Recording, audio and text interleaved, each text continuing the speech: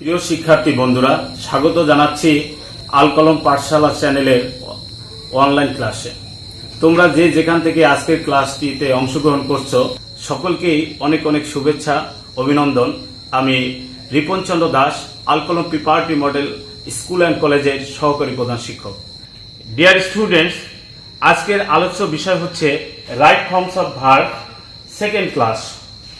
আমি আশা করব ক্লাসটি প্রথম থেকে শেষ অবধি পর্যন্ত ক্লাসটি খুব মনোযোগ সহকারে দেখবে। আমরা চেষ্টা করব ক্লাসটি সুন্দর করার জন্য, কারণ একটি ক্লাস প্রাণবন্ত হয় তখনই যখন ছাত্র এবং শিক্ষকের ভিতরে সমন্বয় থাকে। সেই দিক লক্ষ্য করে তোমরা ক্লাসটিতে খুব ভালোভাবে মনোযোগ দাও। এখন আমরা আর কথা না বাড়িয়ে আমরা চলে যাই আমাদের বোর্ডে আমাদের এখানে সবগুলো দেওয়া আছে, হিন্টস আছে, প্যাসেজ আছে। তোমরা তুলো, খাতায় তুলো।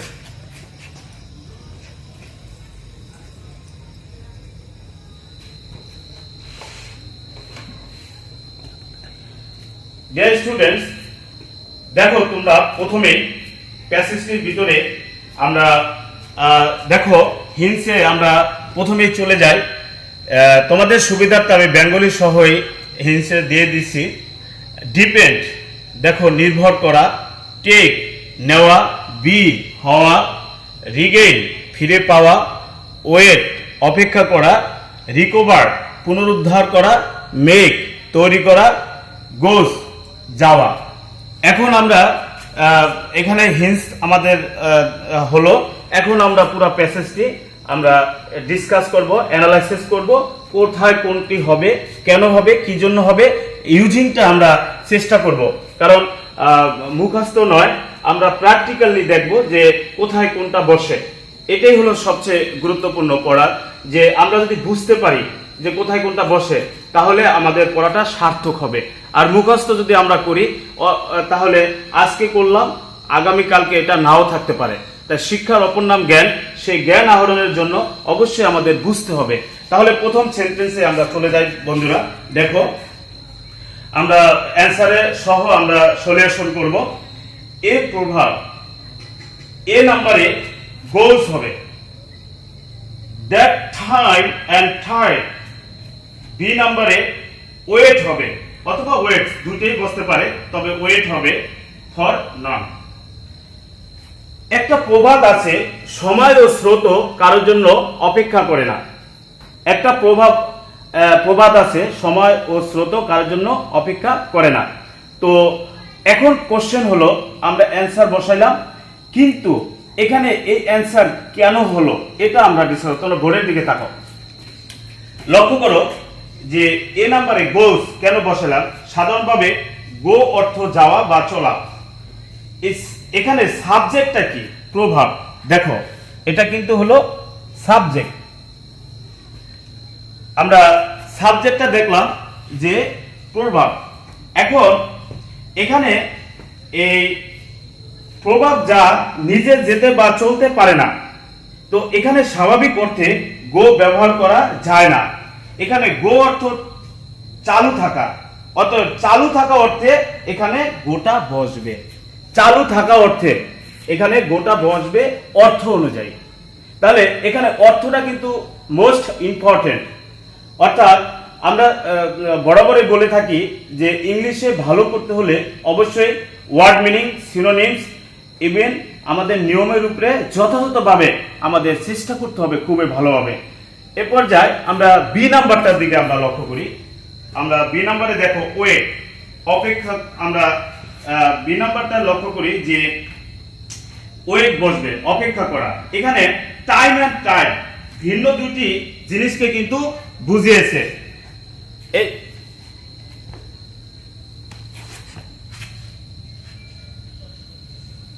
দেখো বন্ধুরা, টাইম অ্যান্ড টাইম ভিন্ন দুইটা জিনিসকে কিন্তু এখানে বুঝিয়েছে। তো কারোর জন্য অপেক্ষা করে না। নদীর স্রোত কারোর জন্য অপেক্ষা কিন্তু করে না। এখানে টাইম অ্যান্ড টাইম দুটি ভিন্ন জিনিস নাম, অর্থাৎ এন্ড দ্বারা যুক্ত হয়। তাহলে এন্ড দ্বারা যদি যুক্ত হয়, প্লুরাল সাবজেক্ট হয়েছে এখানে, তাই ভার্বের সঙ্গে এস বা এ যুক্ত হবে না।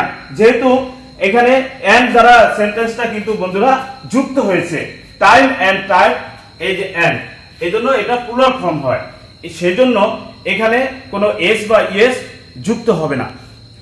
বি নাম্বারে আমরা এ এবং বি এই দুটো আমরা পেয়ে গেলাম। এখন আমাদের পরবর্তী সেন্টেন্সের দিকে আমরা চলে যাব, বোর্ডের দিকে খুব মনোযোগ সহকারে তাকাও। পরবর্তী সেন্টেন্সে আমরা দেখি যে since the dawn civilization, since the dawn of civilization time is moving, অর্থাৎ যে সভ্যতার উষালগ্ন থেকেই সময় বয়ে চলছে, সভ্যতার উষালগ্ন থেকেই সময় বয়ে চলছে। তো ইট গোজ অন অ্যান্ড অন, অর্থাৎ কি দাঁড়াইছে যে এটা চলছে তো চলছেই, চলছে তো চলছেই। নেক্সট সেন্টেন্সে দেখি it goes on and on, চলছে তো চলছেই। ইট সি নাম্বারে দেখো বন্ধুরা, এখানে ডাজ নট টেক বসবে সি নাম্বারে।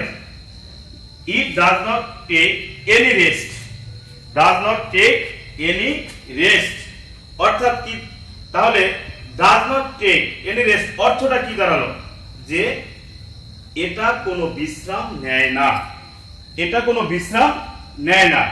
এখন ডাজ নট টেকটা এখানে কেন ব্যবহার করা হলো, দেখো বন্ধুরা, এই যে দেখো আমরা এখান থেকে নিচে তোমাদের সুবিধার্থে আমি নিচে অ্যান্সার করে দিয়েছি, এই যে ডাজ নট টেক। এখন এই ডাজ নট টেকটা এখানে কেন বসবে, তোমরা বোর্ডের দিকে খুব মনোযোগ দাও। এখানে দেখো শূন্যস্থানে পরে এনি রেস্ট আছে, শূন্যস্থানের পরে এনি রেস্ট আছে, এই যে দেখো এনি রেস্ট আছে শূন্যস্থানের পরে।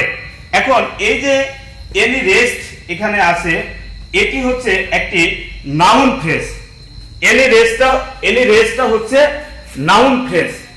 এখন কোশ্চেন হলো, তোমরা আরো একটু মনোযোগ দাও বোর্ডের দিকে। তো নাউন ফ্রেজ যখনই এখানে আমরা পেলাম, পাওয়ার পরে সহজে বোঝা যায় এটা এখানে একটা ট্রান্সিটিভ ভার্ব বসবে। তো এখানে বাক্যের দেখো যে ইট আছে, দেখো খুব মনোযোগ দাও, সাবজেক্টটার দিকে আমরা লক্ষ্য করি, এই যে দেখছো ইট আছে। তো ইট যখন এখানে আছে তখন আমাকে এখান থেকে ভাবতে হবে যে এই ইট যখন আমার এখানে আমি পেয়ে গেলাম, সুতরাং টাইম বা ইট যেমন কারোর জন্য অপেক্ষা করে না, তেমনি তার কোনো মানে বিশ্রাম রেস্ট নেয় না, সুতরাং এখানে ডাজ নট টেক বসবে। টাইম অথবা ইট যেখানে আছে, এখানে অর্থভেদে তোমাকে ভাবতে হবে যে তারা কোনো রেস্ট নেয় না, তাহলে ডাজ নট টেক সহজে চলে আসবে, ডাজ নট টেক অটোমেটিক্যালি এখানে চলে আসবে। তাই অর্থটার দিকে আমাদের একদিকে যেরকম গুরুত্ব দিতে হবে, সেভাবে নিয়মের দিকেও আমাদের গুরুত্ব দিতে হবে, দুটাকেই আমাদের সমানভাবে আমাদের চিন্তা করতে হবে। অনেকে আছেন, অনেক ছাত্রছাত্রীরাই যারা অনেক রুলস পড়তে পড়তে শেষ করে ফেলে, 50, 60, 70, 80, 100 এভাবে রাইট ফর্মস অফ ভার্বের রুলস পড়া হয়। হ্যাঁ ঠিক আছে, রুলস অবশ্যই সবকিছু তো রুলসের উপরেই ডিপেন্ড করে, তবে রুলসের পাশাপাশি কিছু বেসিক জিনিসগুলো আছে যেগুলো আয়ত্ত করতে হবে এবং পাশাপাশি মিনিংটা বুঝতে হবে। মিনিংটা বুঝতে পারলেই আমরা সহজে কিন্তু সেন্টেন্সটি হয়ে যাবে।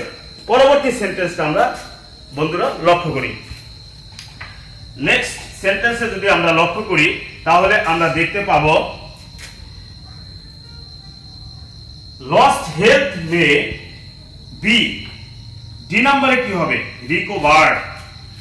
Recovered by medicine and proper care and nursing, অর্থাৎ কি দাঁড়ালো যে আমরা হারানো স্বাস্থ্য ঔষধ বা উপযুক্ত যত্ন, এটা কিন্তু যত্নে ফিরে পাওয়া যায়। এখন কোশ্চেন হলো যে রিকভারটা এখানে কেন হবে, দেখো এখানে মে বি এখানে আছে, এই যে দেখো গ্যাপের পূর্বে, এই যে মেবি, তো মেবি থাকার কারণে এখানে সেন্টেন্সের আমাকে সহজে বুঝে যেতে হবে যে এটা পাস্ট পার্টিসিপল ফর্ম ভার্ব অর্থাৎ প্যাসিভ ভয়েস। প্যাসিভ ভয়েস, তো সেন্টেন্সে যখনই প্যাসিভ ভয়েস থাকবে, মনে রাখতে হবে সেন্টেন্সে যদি প্যাসিভ ভয়েস থাকে, এভাবে চিত্র আমরা লক্ষ্য করতে পারি, তাহলে সেখানে ভার্বের পাস্ট পার্টিসিপল ফর্ম বসবে। তো ভার্বের পাস্ট পার্টিসিপল কি, যে ওই যে পুনরুদ্ধার করলো, আমরা সহজেই অর্থের সাথে চিন্তা করতে পারি, রিকভার্ড, তো রিকভার্ড হয়ে যাবে, কারণ এখানে আছে রিকভার, তার সাথে ইডি যোগ করলেই কিন্তু আমরা সেই পুনরুদ্ধার করা আমরা এখানে নিয়ে যেতে পারি। তো রিকভারটা এখানে সহজেই হবে। ঠিক সেই মোতাবেক এখানে আমরা পরবর্তী ওয়ার্ডটাকে যদি আমরা মেনশন করি, তাহলে আমরা রিকভারটা কেন বসলো তোমরা কি বুঝতে পারছো বন্ধুরা? যে প্যাসিভ ভয়েসের কারণে। কারণ প্যাসিভ ভয়েস আমরা কিভাবে বুঝছি? এই যে মেবি থাকার কারণে, এই মেবি থাকাটা কারণে এটা প্যাসিভ ভয়েস। এই প্যাসিভ ভয়েসের কারণে ভার্বটা পাস্ট পার্টিসিপল ফর্ম হবে। আর এখানে বক্স থেকে নিয়ে আসতে হবে রিকভার। রিকভার কেন? অর্থ অনুযায়ী। তাহলে আমার একদিকে অর্থটা বুঝতে হবে, আর একটা সেন্টেন্সের ভিতরে গ্যাপের পূর্বে বা পরে কি আছে সেটার উপরে ভিত্তি করেই কিন্তু নিয়মটা মেনশন করতে হবে। তাই আমরা পরবর্তী চলে যাই। আমরা ডি নাম্বার হয়ে গেল সলিউশন, আমরা ই নাম্বারটার দিকে তাকাই। ই নাম্বারে কি হবে? ই নাম্বারে হবে রিগে, হ্যাঁ রিগেন। এখন এখানে ডিটা যেভাবে আছে, কারণ এখানে can not be, can not be আছে, ওখানে আছে মেবি, এখানে আছে ক্যান নট বি, সেম জিনিসই, অর্থাৎ ওই প্যাসিভ ভয়েস। এই প্যাসিভ ভয়েসের কারণেই আমাদের ভার্বের পাস্ট পার্টিসিপল ফর্ম। তো পাস্ট পার্টিসিপল ফর্ম যেহেতু, সেখানে রিগেইন বসে যাবে, অর্থাৎ ফিরে পেল, ফিরে পেল। অর্থাৎ প্যাসিভ সেন্টেন্স যদি প্যাসিভ ভয়েসে থাকে, সেন্টেন্সটাকে আমরা সহজে বুঝতে পারি যে এটা প্যাসিভ ভয়েসে আছে, তাহলে অবশ্যই এটা হচ্ছে ভার্বের পাস্ট পার্টিসিপল ফর্ম। পরবর্তী আমরা সেন্টেন্সে চলে যাই বন্ধুরা, আশা করি তোমরা বুঝতে পারছো। আমাদের ই নাম্বারটা হয়ে গেল, এখন আমাদের এফ নাম্বারটি। এখানে প্যাসেজটিও আমরা একটু পড়ে নেই খুব মনোযোগ সহকারে, যে তাহলে lost health may be, D নাম্বারে তাহলে আমরা কি বসালাম? Recover by medicine and proper caring and nursing, lost wealth by gain of hard labour but lost time can not be. E নাম্বারে তাহলে আমরা বসালাম কি? Regain by any means. অর্থাৎ তা কি দাঁড়াইছে? যে হারানোর সময় কোনোভাবেই আসলে ফিরে পাওয়া সম্ভব নয়। অর্থাৎ যদি এরকম হয় যে আমাদের অসুস্থ হয়েছে, শরীর অসুস্থ হয়েছে, সেই অসুস্থতার জন্য আমরা ঔষধ খেলে অসুস্থতা সেরে যাবে, হয়তো কিছুদিনের জন্য দুর্বলতা থাকবে, কিন্তু ঔষধ সেবনের মাধ্যমে সেটা সেরে আসবে, আস্তে আস্তে আসবে। কিন্তু একবার সময় চলে গেলে সেটি আর কখনোই ফিরে আসবে না। এই প্যাসেজ, এই সেন্টেন্সটি থেকে এই কথাটা বন্ধুরা আমাদেরকে বুঝাইতে চেয়েছেন। তাই পরবর্তী সেন্টেন্সের দিকে আমরা লক্ষ্য করি। এফ সাকসেস, এফ নাম্বারের থেকে আমরা শুরু করি। নেক্সট আমাদের সাকসেস ইন লাইফ, এফ নাম্বারে হবে ডিপেন্ডস। এফ নাম্বারে হবে depends on the best use of time. অর্থাৎ কি দাঁড়াইছে? যে সময়ের সর্বোত্তম ব্যবহারের উপরেই কিন্তু জীবনের সাফল্য নির্ভর করে। এখন তোমরা লক্ষ্য করে দেখো যে রিগার্ড আমাদের ডিপেন্ডস কথাটা এখানে কেন হলো? এখানে কোনো মূল্য, এখানে কিন্তু ভার্ব নেই। ভার্ব ছাড়া ইংরেজি কিন্তু কখনোই গঠন করা যায় না।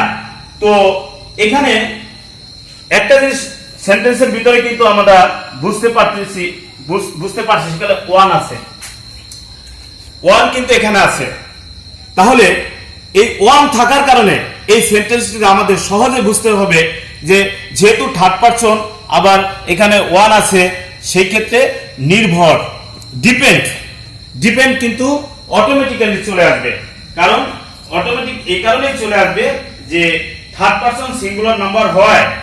এখানে আমরা যদি এস বা এ যুক্ত হয়েছে শুধু ডিপেন্ড, আমরা এখানে চিন্তা করি ওয়ান হইলে ডিপেন্ড চিন্তা করি, কিন্তু এখানে থার্ড পারসন সিঙ্গুলার নাম্বার হওয়ার কারণে এস বা এস এখানে যুক্ত হয়েছে, যার কারণে এখানে ডিপেন্ডস কে আমরা এখানে লিখতে পারি ডিপেন্ডস, কারণ থার্ড পারসন সিঙ্গুলার নাম্বারে সবসময় এস বা এস যুক্ত হয়। তো সেই কারণে এখানে হয়েছে ডিপেন্ডস। তো সর্বোপরি আমরা তাহলে পেলাম 8 নাম্বার। নেক্সট সেন্টেন্সটি আমরা একটু চিন্তা করি, খুব ভাবি মন দিয়ে, দেখি পরের সেন্টেন্সটিতে কি বলছে। ইফ উই জি নাম্বারে হবে মেক, অর্থাৎ তৈরি করা। তো make a proper division of our time and do our duties accordingly, অর্থাৎ যে আমরা যদি আমাদের সময়কে সঠিকভাবে ভাগ করে নেই, তো সেই অনুযায়ী আমাদের কর্তব্য করতে হবে, আমাদের কর্তব্য পালন করি, তবে আমরা সেন্টেন্সটা পরিপূর্ণ করে ফেলি। উই এইচ নাম্বারে হবে আর, we are sure to reach and taste goal of our life, অর্থাৎ আমরা সেখানে বলতে পারি যে জীবনের যে একটা লক্ষ্য, সেই লক্ষ্যে আমরা পৌঁছার ব্যাপারে নিশ্চিত হতে পারবো। কারণ আমাদের প্রত্যেকের জীবনেই আমাদের লক্ষ্য এবং উদ্দেশ্য আছে। কেউ বা আমরা পড়াশোনা করি, কেউ বা আমরা ডাক্তার হব, কেউ ইঞ্জিনিয়ার হব, কেউ ব্যাংকার হব, কেউ বা সামাজিক অর্গানাইজ অনেক সোশ্যাল কাজ করব, কেউ বা আমরা ব্যবসায়ী হব। এটা ছোট থেকেই প্রত্যেকের জীবনেই লক্ষ্য আছে। সেই লক্ষ্য যে সময়কে যদি সঠিক ব্যবহার আমরা করতে পারি, তাহলেই একমাত্র সেই লক্ষ্যে আমরা পৌঁছতে পারবো। এখন আমাদের স্টুডেন্টস, যেটা আমরা এখন জি নাম্বারটা সলিউশন করব। লক্ষ্য করো, খুব প্যাসেজটার দিকে মনোযোগ দাও। জি নাম্বারে তো ইফ থেকে আমরা নিয়ে অফ আওয়ার লাইফ পর্যন্ত, এটা কিন্তু একটা কম্পাউন্ড সেন্টেন্স। এখানে এন্ড এর পূর্বে একটা ক্লোজটিকে কোনো মূল্যে, এখানে কিন্তু কোনো ভার্ব নেই। তো এই বিষয়ে আসলে প্রপার ডিভিশন এর সাথে মেকের একটা সরাসরি সম্পর্ক রয়েছে। এই যে প্রপার যে ডিভিশন আছে, এই যে দেখো বন্ধুরা, এই প্রপার ডিভিশন এটার সাথে একটা মেকের সরাসরি একটা সম্পর্ক আছে। কারণ তোমাদেরকে এর আগেও আমরা বলেছিলাম যে ইংলিশ হচ্ছে কমিউনিকেটিভ ইংলিশ, যোগাযোগ সম্পর্ক এটা থাকবেই, একের সাথে আরেকটা সম্পর্ক। সেই সম্পর্কের উপরে এখানে কিন্তু তোমার মেকটা অটোমেটিক চলে আসছে। কেন আসছে?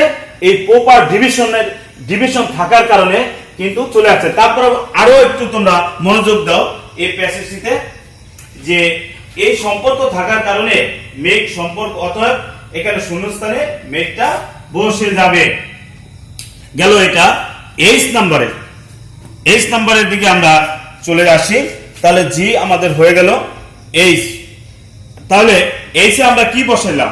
আর, একটা বি ভার্ব। এখানে কোশ্চেন হলো, যেহেতু সেন্টেন্সটি, প্রিয় বন্ধুরা লক্ষ্য করো, ইফ দিয়ে কিন্তু শুরু হয়েছে সেন্টেন্সটি, এখান থেকেই শুরু হয়েছে। তাহলে ইফ দিয়ে কিন্তু এখানে শুরু হয়েছে, তাহলে ভালোভাবে সেন্টেন্সটার দিকে মনোযোগ দাও। ইফ দিয়ে যেহেতু শুরু হওয়া বাক্যটির শেষে, ডিয়ার স্টুডেন্টস বোর্ডের দিকে খুব মনোযোগ হও, এইচ নাম্বারটার দিকে। এই সেন্টেন্সটি কিন্তু উইথ দ্য ইফ দিয়ে শুরু হয়েছে। তাহলে ইফ দিয়ে যখন শুরু হয়েছে, এখন উই দিয়ে ওখানে সেন্টেন্সের দিকে খুব মনোযোগ দেওয়া হোক, যে অফ আওয়ার লাইফ পর্যন্ত এটা কিন্তু কোঅর্ডিনেট ক্লোজ, অর্থাৎ যে কোনো ভার্ব এখানে কিন্তু এখানে কোনো ভার্ব নেই। তো যেহেতু অবজেক্ট না থাকায় বোঝা যায় সহজে এখানে একটা লিঙ্কিং ভার্ব বসবে।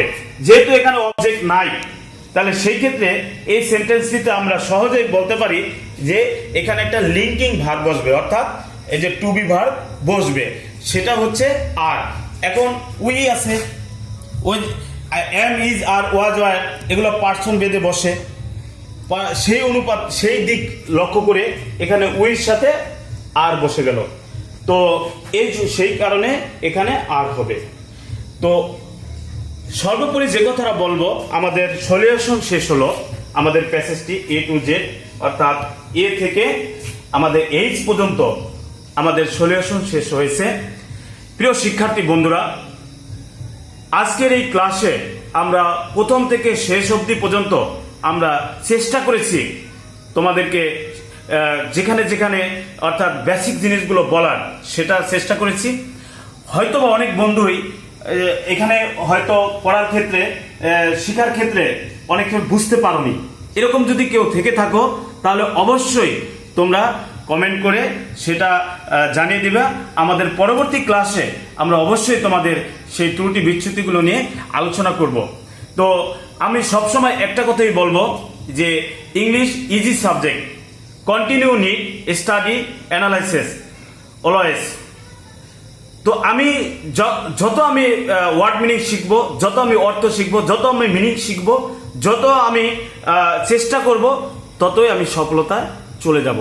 অর্থাৎ সফলতা আমাদের হাতে, আমাদের উপরে ডিপেন্ড করে সফলতা। তাই আমি আশা করব সকলকেই ক্লাসটি মনোযোগ সহকারে বারবার দেখে চেষ্টা করবে। ক্লাসটিতে যেন কোথায় ত্রুটি বিচ্যুতি হলে সেটা কমেন্টের মাধ্যমে জানিয়ে দিবে। আর আমাদের ক্লাস নিয়মিত ভাবে চলবে। আমাদের ক্লাসে আমাদের সাথে থাকার চেষ্টা করবে, যাতে আমরা তোমাদেরকে এই গ্রামাটিক্যাল টার্মসগুলোকে পার্ট করে বোঝাতে পারি এবং তোমরাও উপকৃত হও। আমরা আমাদের ক্লাসগুলোকে এগিয়ে নিয়ে যাব সামনের দিকে এবং অ্যাক্টিভ প্যাসেজের বেসিক কি আছে সেগুলোকে ফাইন্ড আউট করে আমরা আলোচনা করব। ডিয়ার স্টুডেন্টস, দীর্ঘক্ষণ আমাদের সাথে থাকার জন্য তোমাদের অসংখ্য ধন্যবাদ। আশা করব সবসময় তোমরা এইভাবে থাকবে। আর করোনাকালীন সময়ে সবসময় বলবো স্বাস্থ্যবিধি মেনে চলবা, মাস্ক ব্যবহার করবা, বাসার বাইরে বের হলেই মাস্ক অবশ্যই ব্যবহার করবা। ডিয়ার স্টুডেন্টস, সবাইকে অনন্ত কোটি ধন্যবাদ জানিয়ে আজকের ক্লাসটি আমরা এখানেই শেষ করলাম।